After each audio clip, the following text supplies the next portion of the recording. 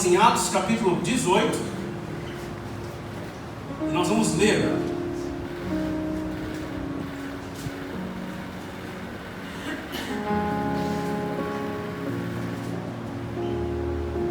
Glória a Deus.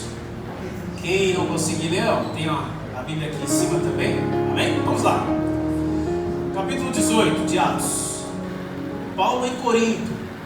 Depois disso, deixando Paulo Atenas, partiu para Corinto. Lá encontrou um certo judeu chamado Áquila, natural do Ponto, recentemente chegado da Itália com Priscila, sua mulher, em vista de ter Cláudio decretado que todos os judeus se retirassem de Roma, e Paulo aproximou-se deles.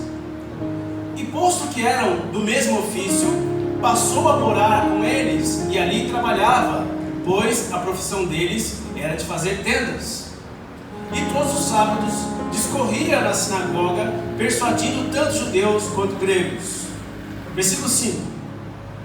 Quando Silas e Timóteo desceram da Macedônia, Paulo se entregou totalmente à palavra, testemunhando aos judeus que Cristo é Jesus. Opondo-se eles e blasfemando, sacudiu Paulo as vestes e disse-lhes: sobre as vossas cabeças o vosso sangue, eu dele estou limpo, e desde agora vou para os gentios. Então aqui é a primeira referência efetiva onde Paulo fixa o ministério dele nos gentios, né? Até então ele está pregando nas sinagogas judaicas, agora aqui ele fixa decididamente todo o ministério dele para a casa dos gentios, onde as igrejas estão sendo fixadas. Amém?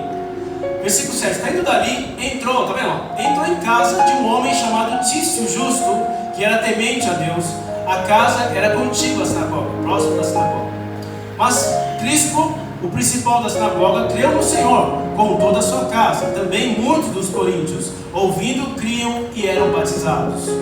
Teve Paulo durante a noite uma visão, em que o Senhor lhe disse: não temas, pelo contrário, fala e não te cales, porquanto eu estou contigo, e ninguém ousará fazer-lhe mal, pois tenho muito povo nesta cidade.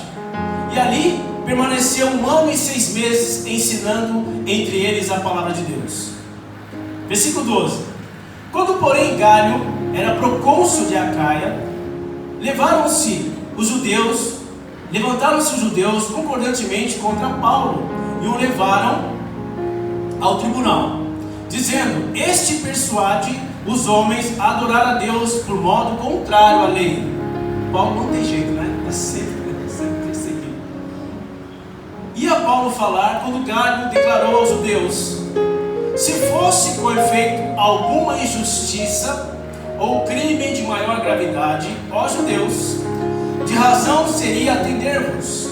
Mas se é questão de palavra, de nomes da vossa lei, tratai disso vós mesmos, eu não quero ser juiz dessas coisas. Então aqui a gente vê, de repente, né, a figura do imperador romano, mais uma vez, né, assim como em Cristo, tirando o corpo fora dessa questão, e os expulsou do tribunal. Versículo 16.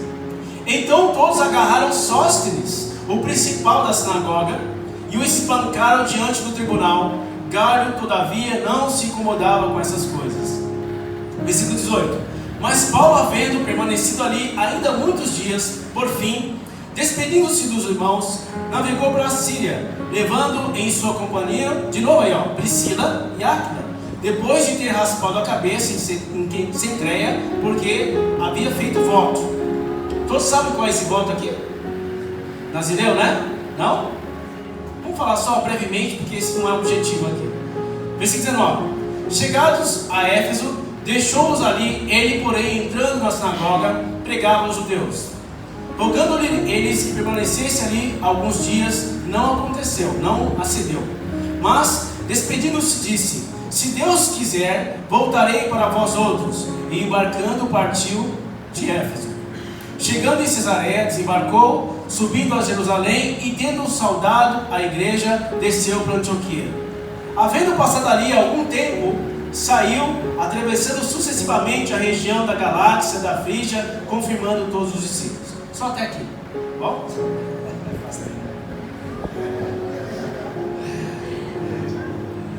Amém? Glória a Deus. Feche teus olhos, em nome de Jesus.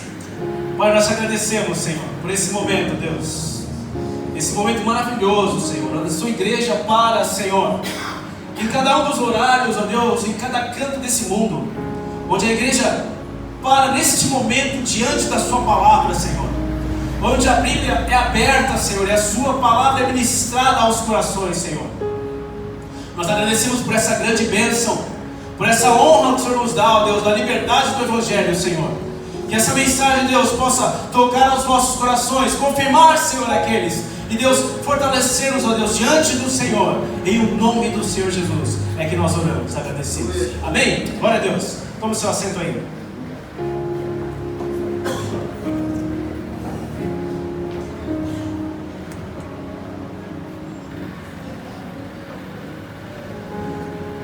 Bom, nós estamos numa série de mensagens aí, amém? Em Atos dos Apóstolos.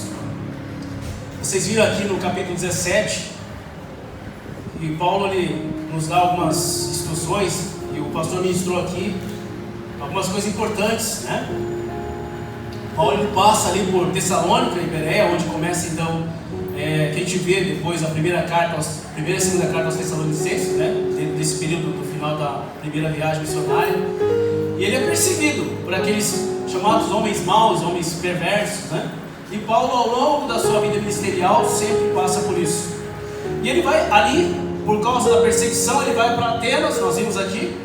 E chegando em Atenas, ele se depara com aqueles altares de deuses estranhos, né? E tinha um altar específico chamado ao Deus desconhecido. Ele usa ali como uma forma de, através daquela ilustração, trazer ao conhecimento das pessoas o Senhor. Mas, ali no finalzinho, o pastor ministrou aqui, ele deixa uma mensagem muito importante para nós.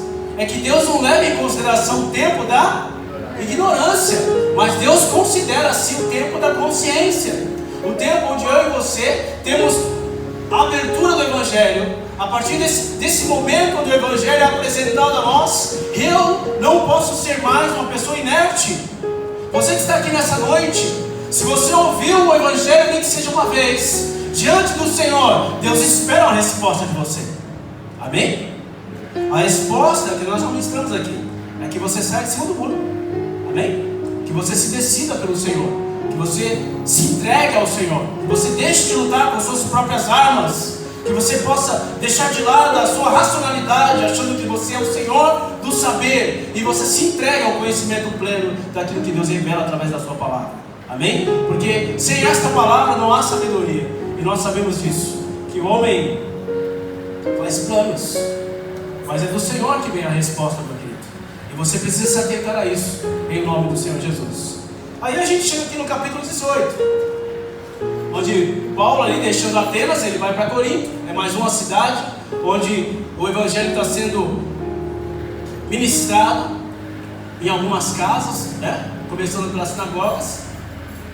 E ele encontra ali um casal chamado Priscila e Áquila, né? Eu não sei se é de propósito, né? Mas Deus ele faz as coisas de maneira tão... que a gente vai casando assim as mensagens. Não é nada de propósito, né? E aí me cai uma mensagem assim tão maravilhosa dessa, com pessoas com um timbre tão importante para nós. Esse nome aqui vai começar a aparecer algumas vezes, amém? E eu queria destacar algumas coisas que eu achei muito importante para nós nesse sentido. Eu fui fazer algumas pesquisas aqui e eu acabei caindo num site, achei interessante, eu queria até passar para os irmãos. O site é fazendotendas.org. Não sei quem já viu esse site. É uma ONG, na verdade. E eu achei muito interessante porque a pegada desse site é de profissionais, de pessoas que, através do seu labor, do seu trabalho, da sua profissão, eles usam essa profissão para, através dela, ministrar o reino de Deus. Não só no lugar onde ele está, mas onde quer que ele vá. Amém? E eu achei isso muito importante, muito pertinente, até em relação ao texto que a gente está falando aqui nessa noite. Antes de entrar no texto, eu queria dar só um panorama de como é que é essa sociedade grega por onde Paulo está. O pastor já falou isso aqui algumas vezes, mas eu queria enfatizar isso nessa noite porque tem bastante a ver com o que nós vamos falar nessa noite aqui. esse povo, nessa época da administração, a Grécia, que todos esses povos por onde Paulo está passando, existia alguma situação social ali que estava muito bem definida. Amém? Dentro do povo grego havia basicamente 3 divisões. Existiam, até coloquei aqui, né? Esses cidadãos gregos, que na verdade eram essa aristocracia, eles eram considerados aristocratas não por causa do poder financeiro de hoje, mas pela comparação de terras, de propriedades. Então, quanto mais propriedades a pessoa tinha naquela época, mais ela era engajada nos meios e tinha acesso pleno às polis, às centrais, à cidade central, no caso Atenas aqui, e tinha seus direitos políticos, poderia fazer a participação plena no governo. Basicamente eram essas pessoas. Dentro dessa sociedade também existia um povo chamado Metecos, eu não sei exatamente como é que se pronuncia isso, mas esse povo era vamos dizer, proletariado nosso aqui, o povo que trabalha, amém? Era aquele povo mais pobre que não tinha posses, mas grande parte desse povo eram formados por estrangeiros. E do que eles viviam? Eles viviam do artesanato. Olha aí. Então aí está meio que chegando ao porquê daquela situação de Paulo. Então eles viviam muito do artesanato e do comércio. E tinha uma terceira classe de divisão social desses povos gregos, que eram, no caso, os escravos. Aí você vai lembrar daquela carta, né, que Paulo escreve lá antes de Hebreus, a carta a Filemão. Quem já leu? Filemão, na verdade, é um sociocrata, no caso aristocrata, e ele é dono de escravos. E Paulo está escrevendo para ele uma carta para que ele perdoe esse escravo que está sendo Onésimo, né? Que está sendo mandado de volta para ele.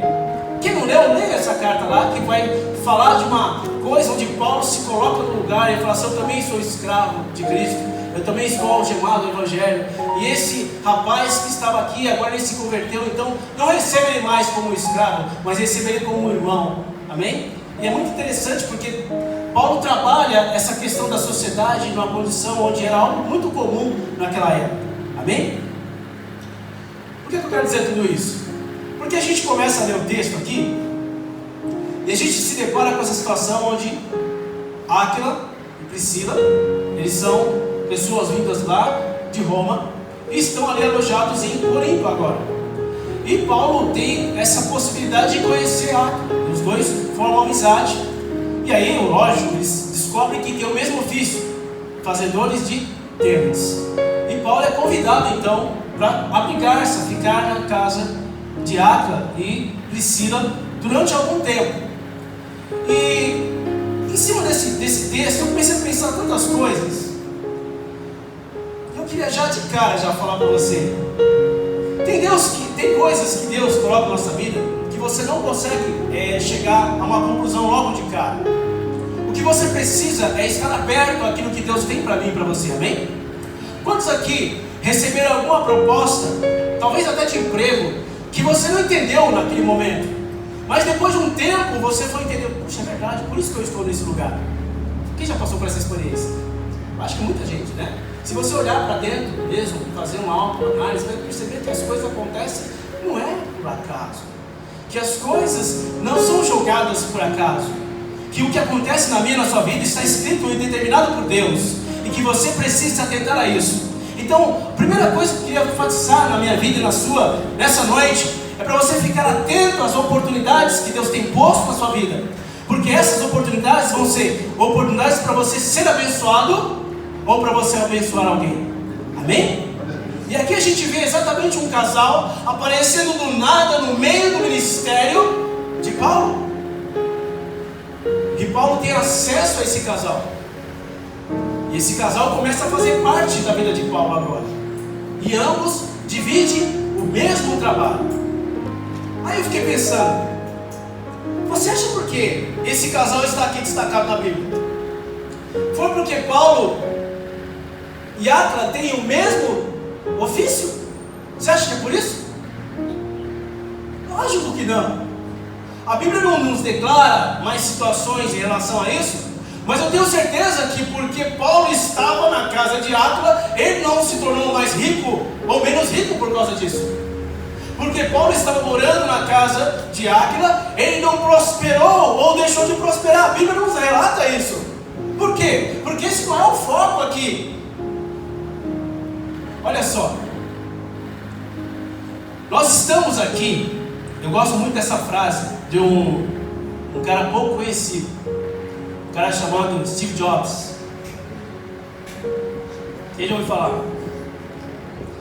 Ele diz assim uma frase que eu acho muito forte: estamos aqui para fazer alguma diferença no universo, se não, por que estamos aqui?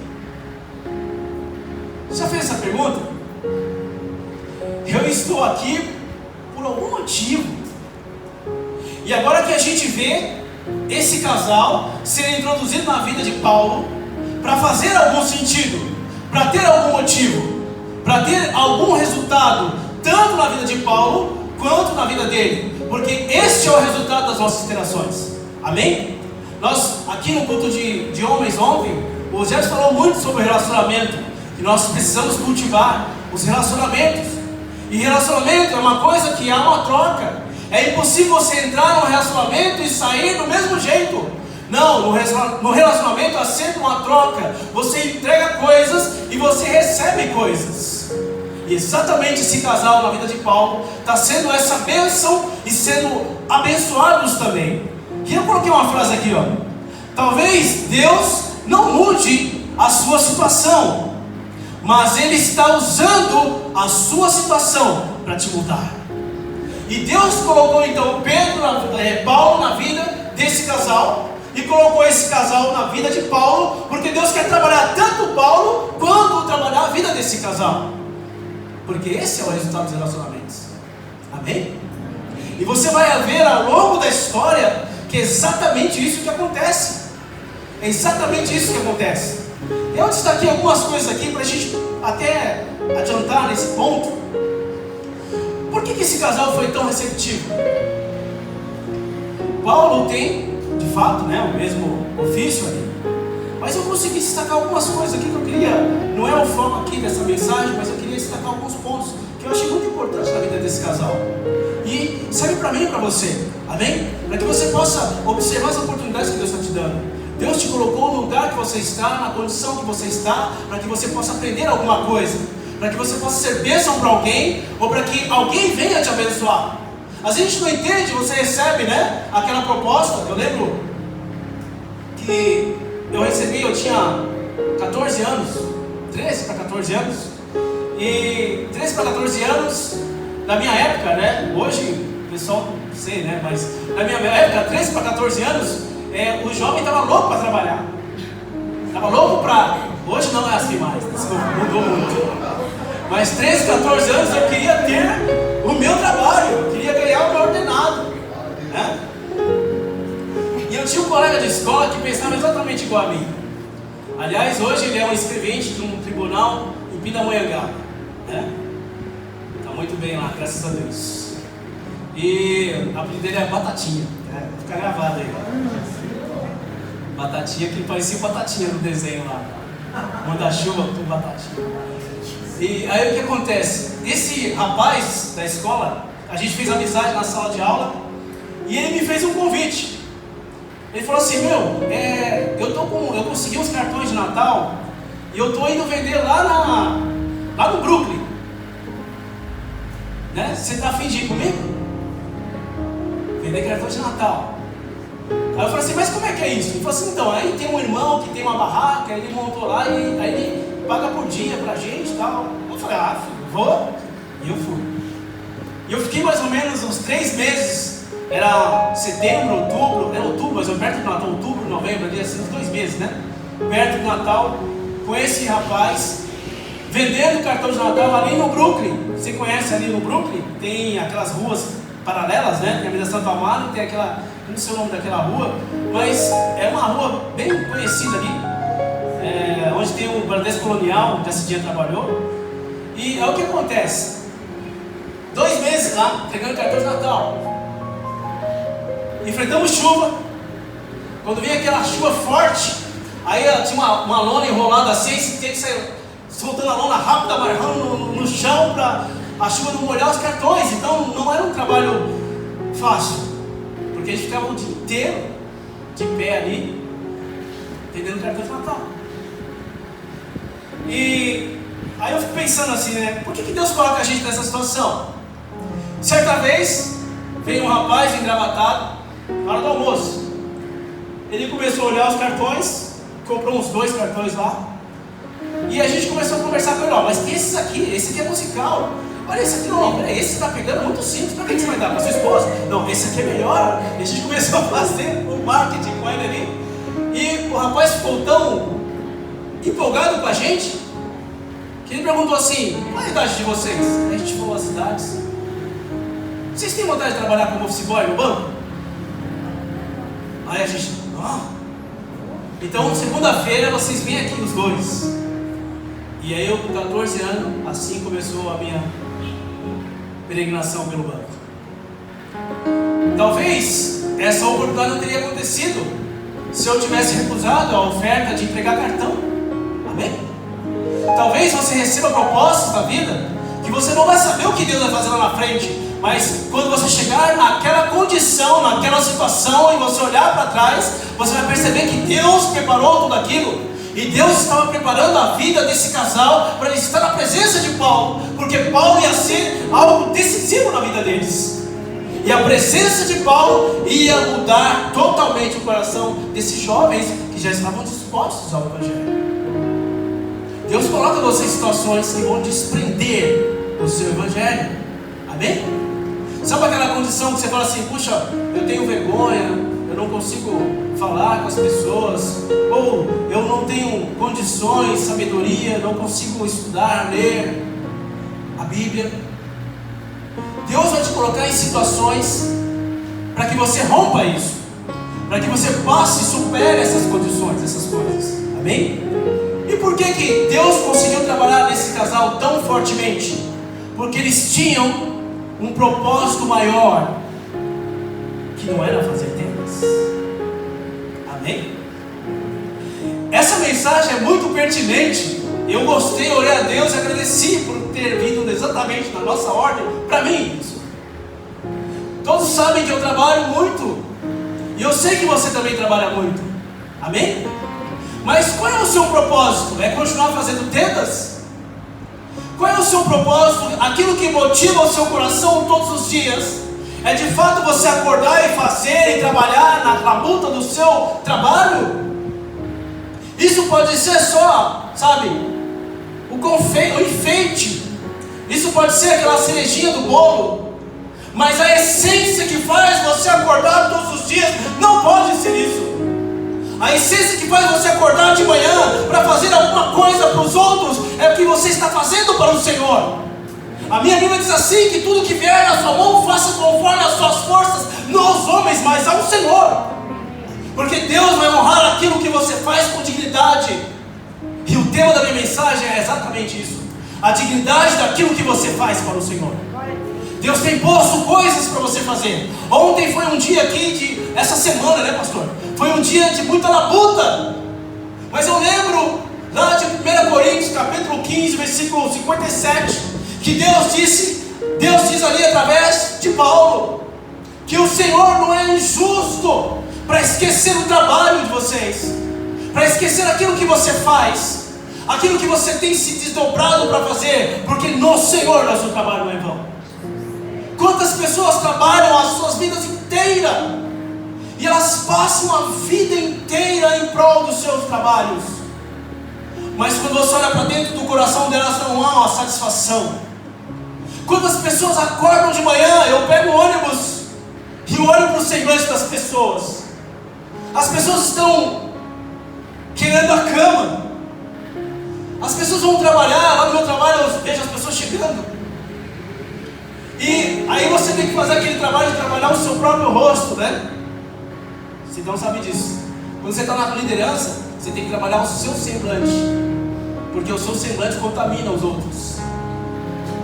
E eu ficava olhando para eles, e eu percebo que muitos estão fazendo aquilo ainda, sabe, por obrigação, porque você precisa pagar a conta, Olha, meu querido, se a sua motivação de acordar cedo é pagar conta, então você não entendeu o que é evangelho. Se a sua motivação é acordar todo dia para você comprar alguma coisa, adquirir, ser consumidor, você não entendeu o que é evangelho. O pastor abriu o culto aqui com uma coisa tremenda, porque Deus amarra as mensagens assim. Bem-aventurado aquele que anda nas coisas do Senhor, porque Deus no momento certo vai dar o fruto que você precisa, e a solução virá, e Deus vai abrir uma porta onde você menos espera, no meio da chuva, um gerente vai comprar um cartão de Natal de algo que você nem esperava que acontecesse, e Deus a partir dali vai abrir uma porta para você, que vai ser a porta que vai solucionar situações lá na sua casa. O pessoal não sabe aqui a minha história, mas eu já dormi na rua, meu irmão. A gente trabalhava desde pequeno, meu pai faleceu, eu tinha 6 anos. E desde pequeno a gente teve que trabalhar todo mundo para cuidar, ajudar em casa. E a gente saía lá do Eldorado, agora não é Eldorado mais, é Carrefour, né? Da 9 de julho. Não sei se alguém conhece. Perto aí da Avenida Brasil. E era tarde da noite, a gente não conseguia muitas vezes chegar até o ponto. E acabava perdendo o ônibus. E a gente voltava debaixo da marquise do mercado. Era totalmente diferente de hoje, né? E a gente colocava os papelões lá e tínhamos que dormir naquele lugar.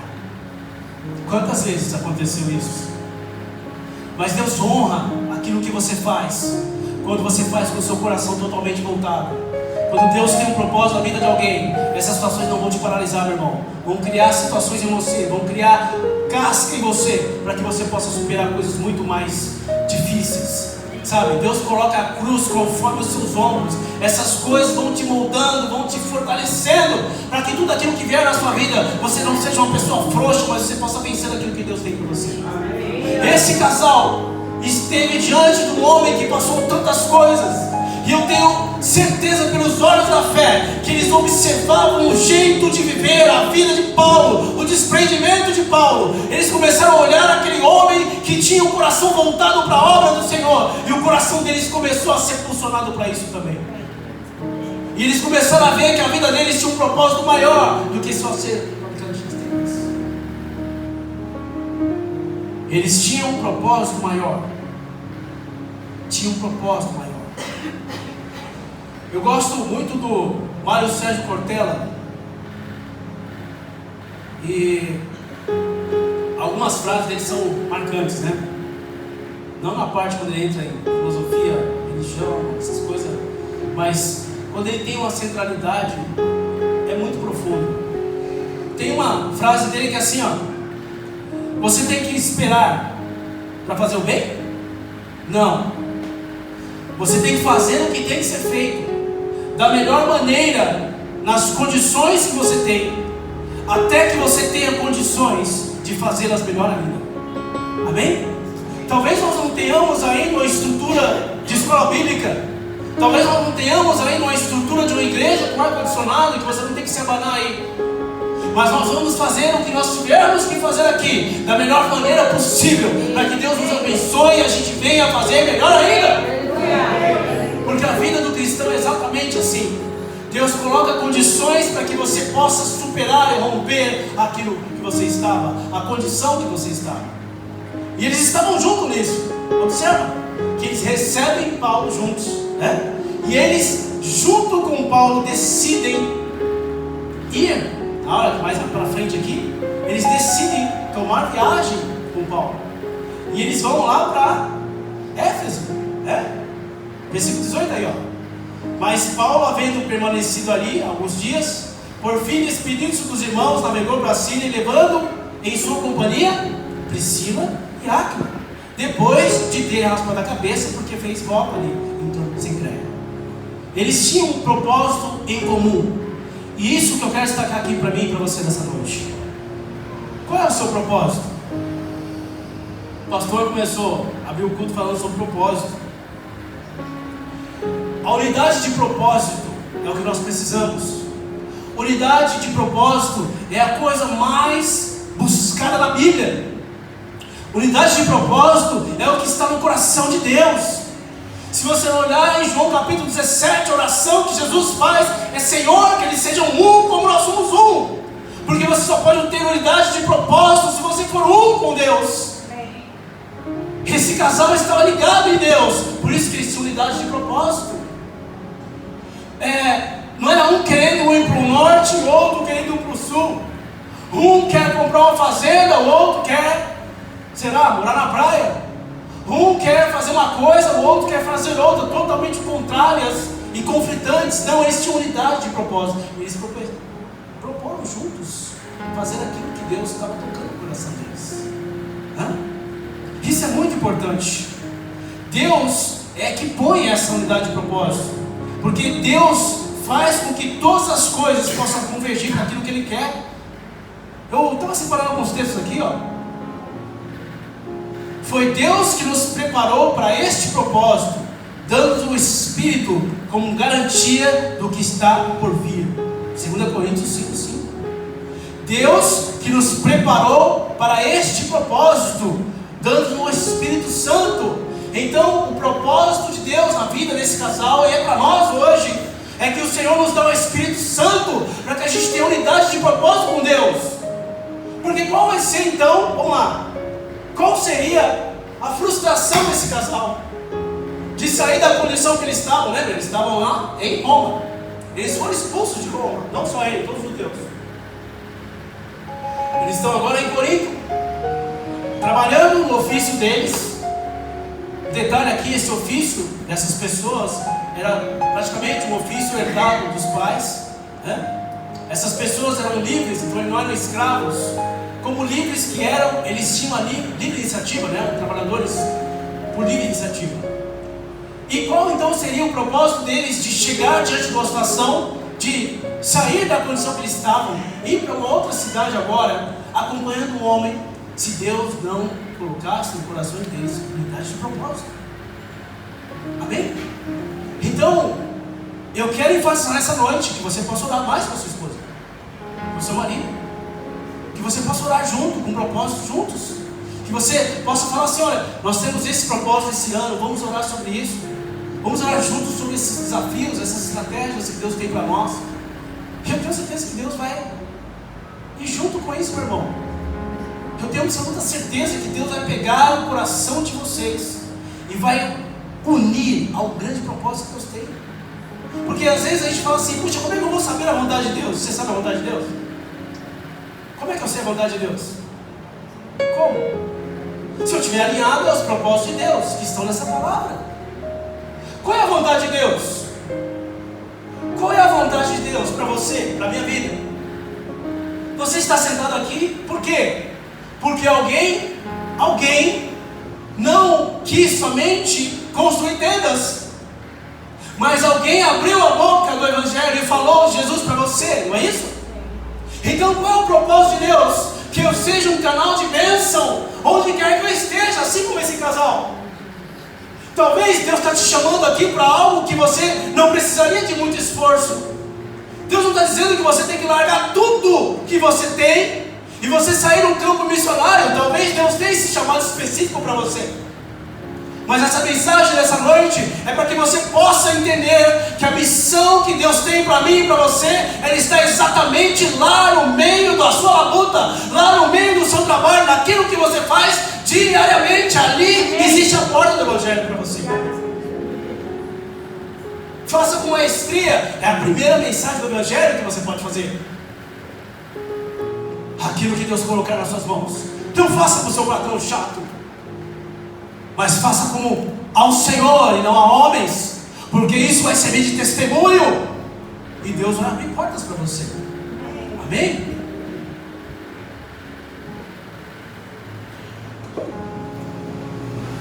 O que eu acho curioso mais para frente aqui, que o pastor vai dar sequência a partir do versículo 24, é que tudo que você recebe, você pode fazer duas coisas. 3. O que você recebe de informação? Então vamos lá, essa mensagem de hoje, você tem 3 opções. Amém?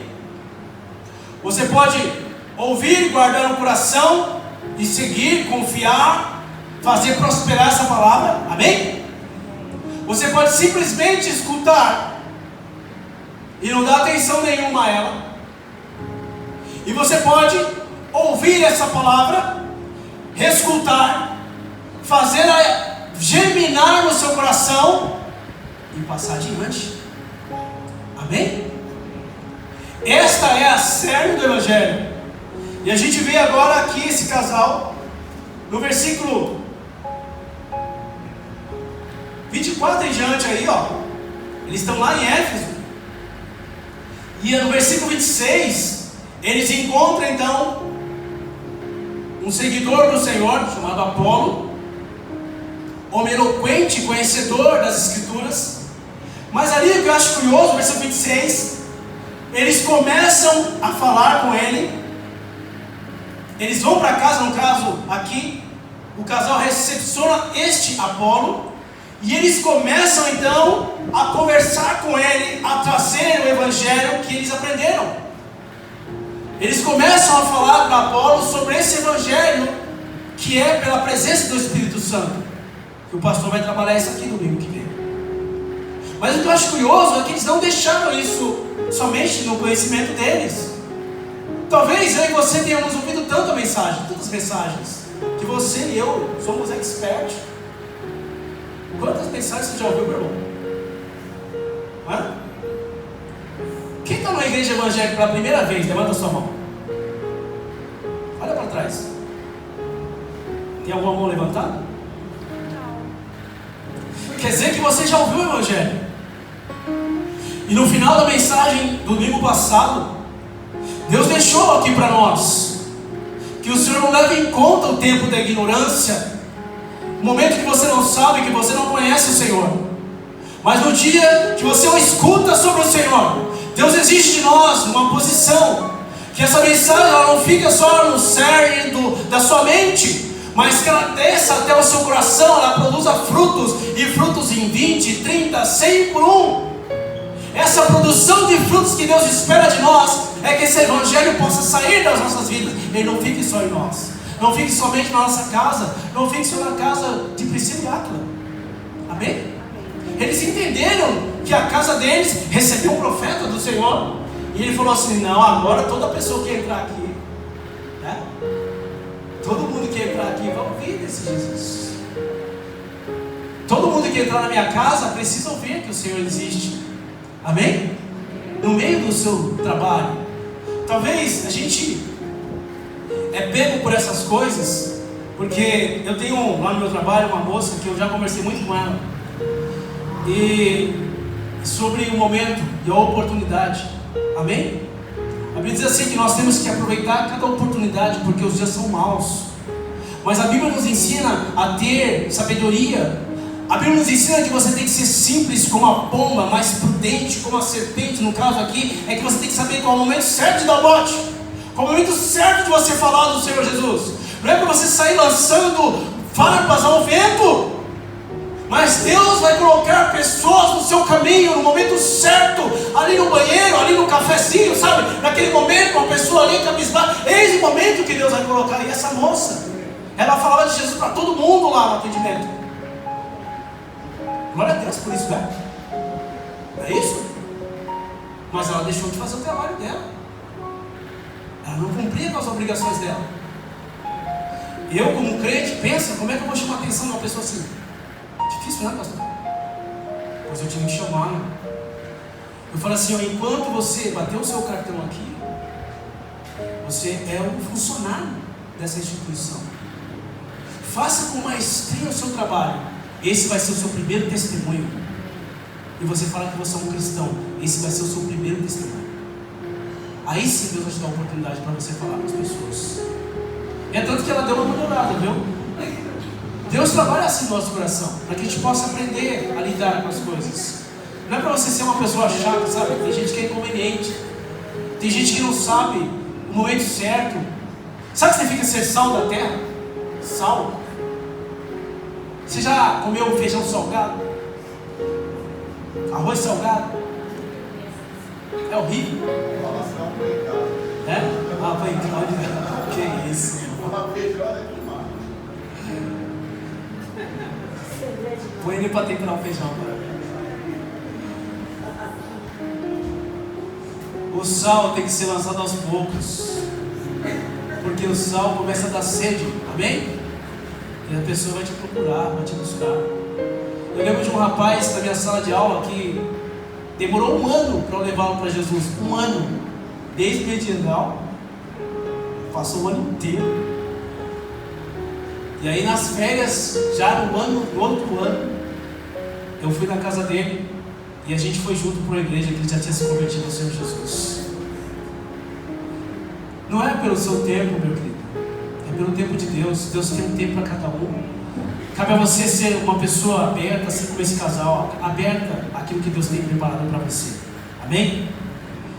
Eu queria fechar esse assunto aqui sobre essa história desse casal tão maravilhoso que vai ser alvo de grandes coisas aqui. Abra comigo lá em Romanos, no finalzinho da carta. Esse casal tem uma importância muito grande na vida de Paulo. E Paulo deixa uma exortação, no caso deixa um agradecimento final aqui. Eu acho lindo isso, né? Olha só aqui, ó, capítulo 16 de Romanos, nas despedida final da carta, né? Todos acharam aí? Versículo 3. Saudai, olha só, Paulo, amém? Está escrevendo a carta aos romanos e ele está querendo que a igreja ali possa saudar. Saudai Priscila e Áquila. Olha eles aí de novo. Meus cooperadores do Evangelho de Jesus Cristo, os quais pela minha vida arriscaram a sua própria cabeça. Isto lhes agradeço, não somente eu, mas também todas as igrejas dos gentios. Eles estão aqui postos como referência. Um casal que protegeu Paulo na viagem, né? Essa história, esse contexto está na viagem aqui de Paulo, ainda no capítulo 18, volta lá.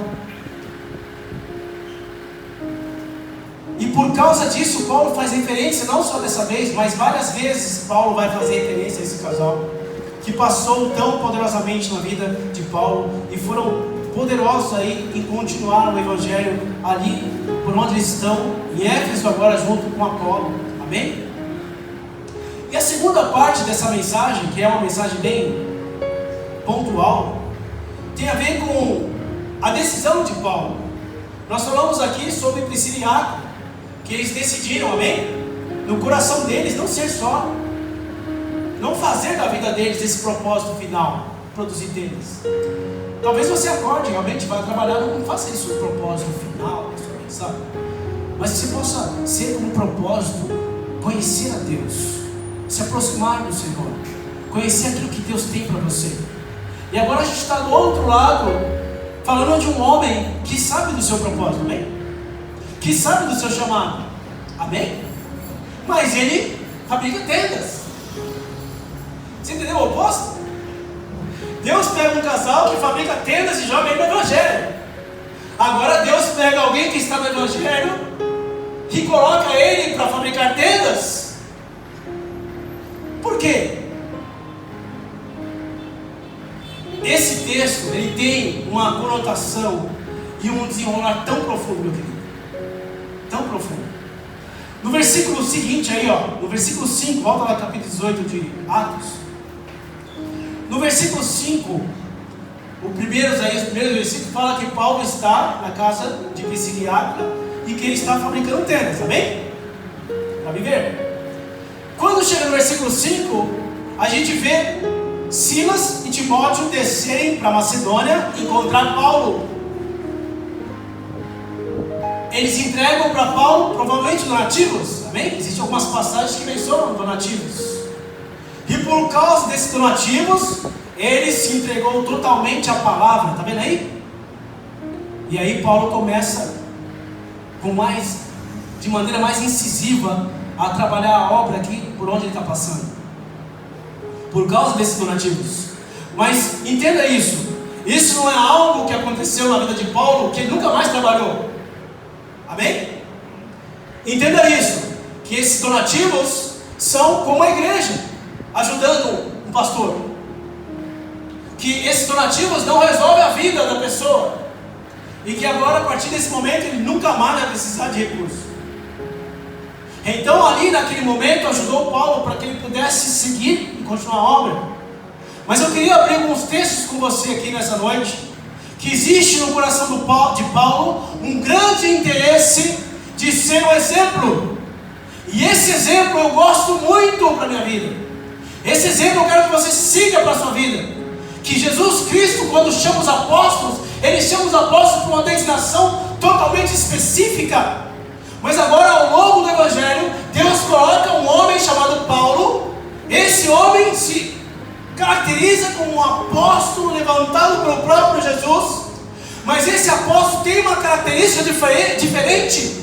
Ele vai ser lançado para um povo totalmente diferente. Um povo idólatra, um povo que venera as coisas, um povo materialista, um povo que consegue fazer as coisas totalmente diferente, um povo que não consegue cultuar que Deus que abençoa, que Deus que manda o mantimento, a provisão.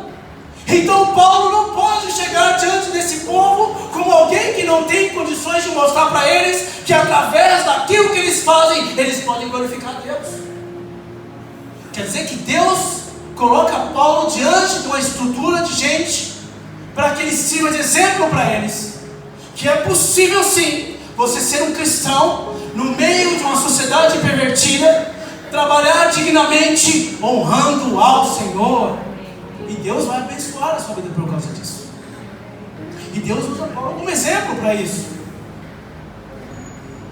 Aí, ao longo do texto, Paulo vai lá para Éfeso. Chega em Éfeso, ele deixa Priscila e segue viagem, Versículo 22 aí, ele segue viagem e vai confirmando os irmãos ao longo de toda a Ásia, por onde eles estavam passando.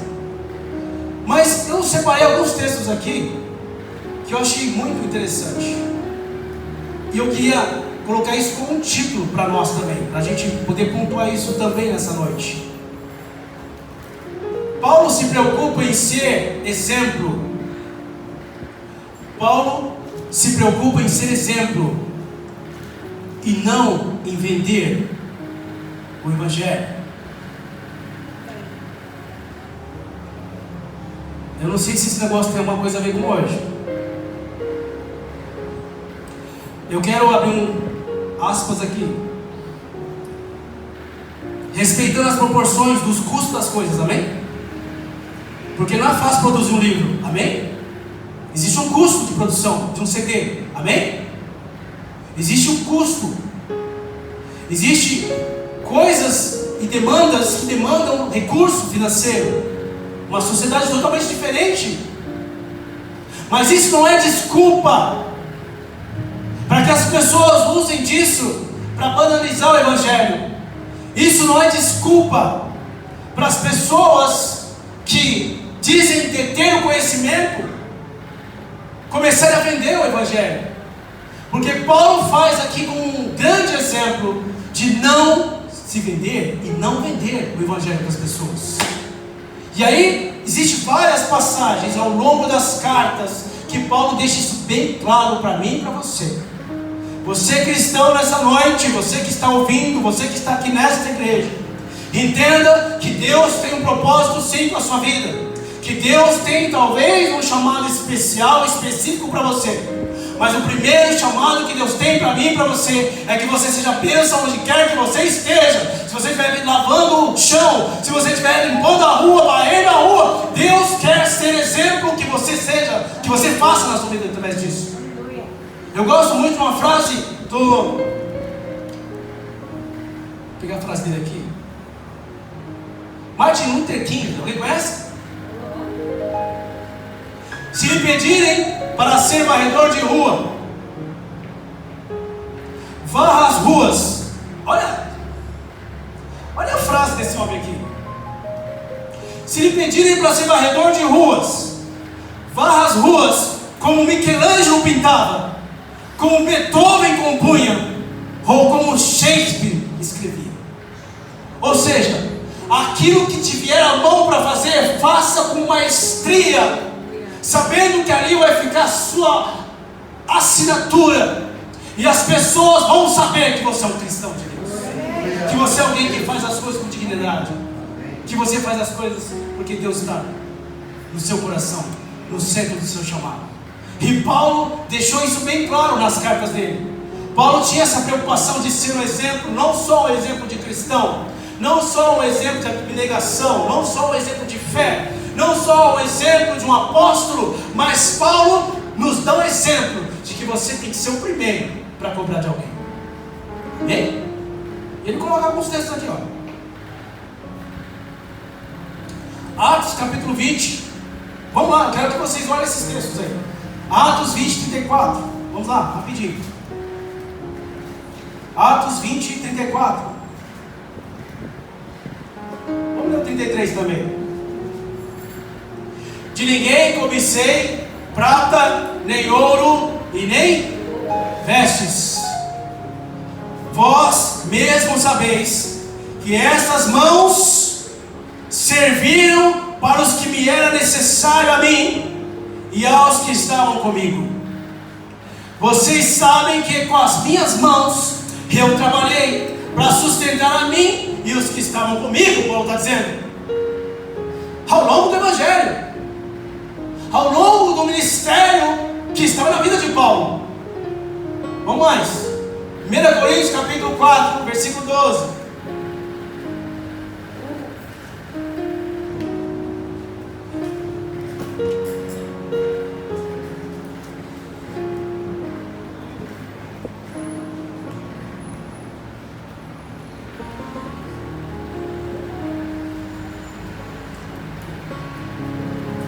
Versículo 11 também, vamos lá. Até a presente hora sofremos fome, sede, nudez, somos esbofeteados e não temos morada certa. Versículo 12. Mas nos fatigamos trabalhando com as nossas próprias mãos. Quando somos injuriados, bendizemos. Quando perseguidos, suportamos. Quando caluniados, procuramos conciliação. Até agora temos chegado a ser considerado lixo para o mundo e escolha de todos. O que Paulo está dizendo é que ele mesmo sofrendo o Evangelho, ele não deixa ninguém jogar na cara dele que ele está dependendo de alguém. É o orgulho de Paulo? Não, ele quer ser exemplo em todos os motivos, em todas as situações, para não ter nenhuma frecha, nenhuma brecha, para não ter nada a falarem de Paulo. Vamos mais. 1 Tessalonicenses. Aqui ó, já depois da carta dele, já tinha escrito isso. Esse contexto que nós estamos lendo, Coríntios ainda não existia, tá? Só essa Tessalonicenses agora, essa já existia. Capítulo 2, versículo 9.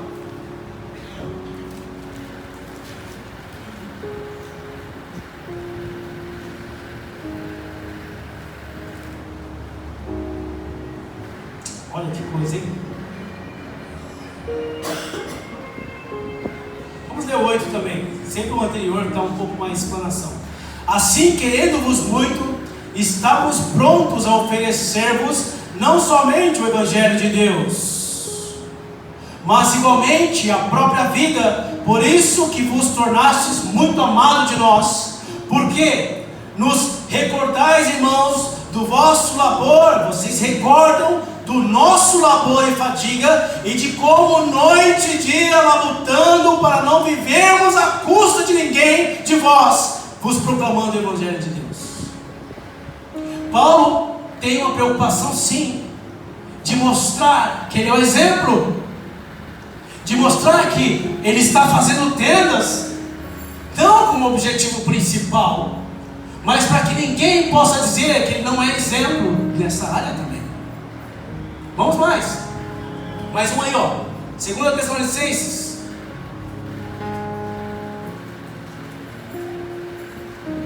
capítulo 3.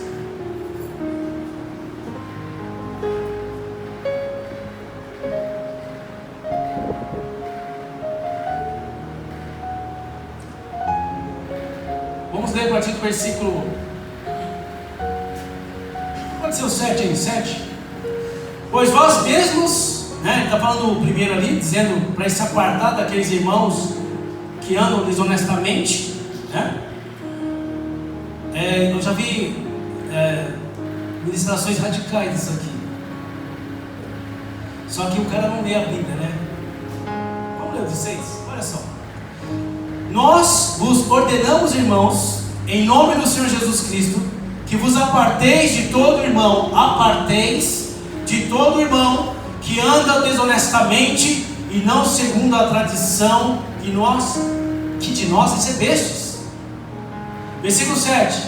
Pois vós mesmos estáis cientes do modo por que vos convém imitar-nos, visto que nunca nos portamos desonestamente entre vós, nem jamais comemos o pão à custa de outrem.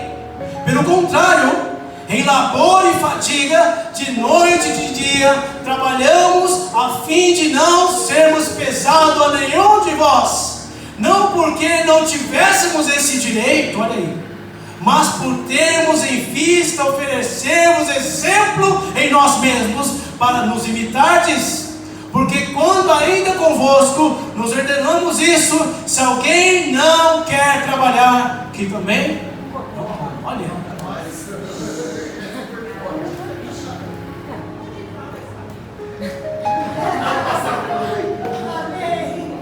Onde estava essa Bíblia assim diz?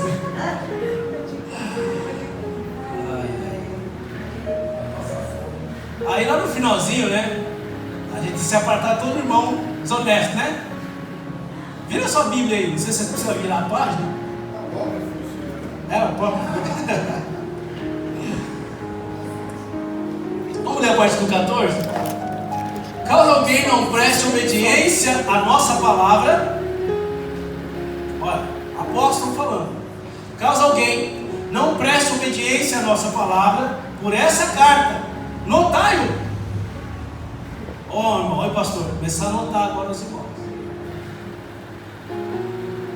Notai-o, nem vos associeis com ele. Olha, que coisa triste. Para que fique envergonhado. Mas olha só. Todavia, não o considereis por inimigo, mas advertiu como irmão. Glória a Deus. Quem já teve um arranca-rabo com o irmão aí? Você deixou de ser irmão dele? É isso que Deus está me ensinando aqui.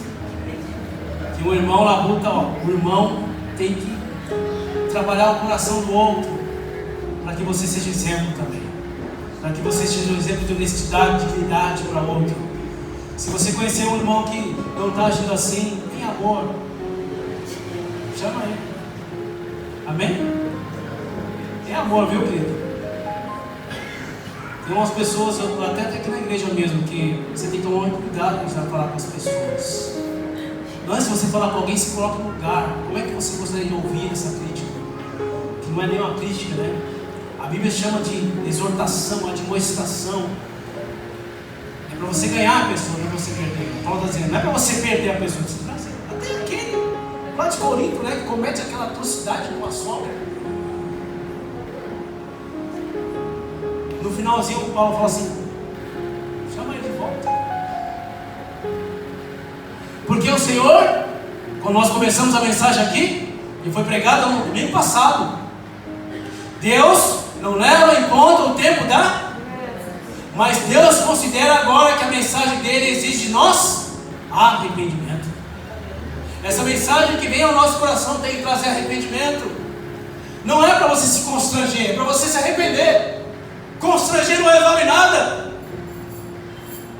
Se vergonhar não resolve nada. Sair da igreja não resolve nada. A mensagem do Senhor é para que eu e você se convertamos do nosso mau caminho, para que a gente seja de fato exemplo, para que a gente volte a ser pessoas que não ficam vivendo somente para fazer tendas, para que você possa entender que Deus colocou os seus braços, os seus olhos, os seus pés, Deus colocou o seu trabalho, colocou a sua condição de vida que você está hoje, para que você seja exemplo para outras pessoas, e que através da sua vida o Evangelho possa ser anunciado a outros. E assim, através desse momento, essas pessoas vão conhecer o Senhor. Amém? Em nome do Senhor Jesus. Se permite para o nome do Senhor. Vamos orar ao Senhor.